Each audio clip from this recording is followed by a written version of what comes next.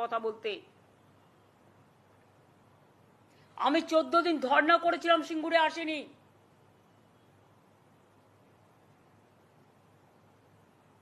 কিন্তু আমরা প্রথম দিন থেকেই চেষ্টা করে যাচ্ছি।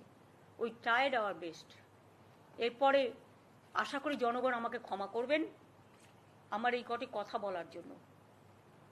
আমাদের নামে আমাকে অনেক অসম্মান করা হয়েছে। আমাদের সরকারকে, মামাটি মানুষের সরকারকে অনেক অসম্মান করা হয়েছে, অনেক অপমান করা হয়েছে। সোশ্যাল নেটওয়ার্কে অনেক ভুল বোঝাবুঝি হয়েছে, অনেক কুৎসা অপপ্রচার হয়েছে, যারা সাধারণ মানুষ জানতেন না যে এর মধ্যে একটা কালার আছে। মানুষ এসেছিলেন বিচার চাইতে তিলোত্তমার, কিন্তু আশা করি মানুষ বুঝতে পারছেন ওরা বিচার চায় না, ওরা চায় চেয়ার। আমি মানুষের স্বার্থে এমনকি নিজে পদত্যাগ করতেও রাজি আছি। আমার মুখ্যমন্ত্রীর পদ চাই না, কিন্তু আমি চাই মানুষ বিচার পাক, তিলোত্তমা বিচার পাক, আর সাধারণ মানুষ চিকিৎসা পাক।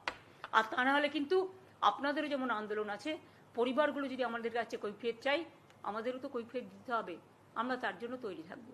অনেক অনেক ধন্যবাদ। নমস্কার।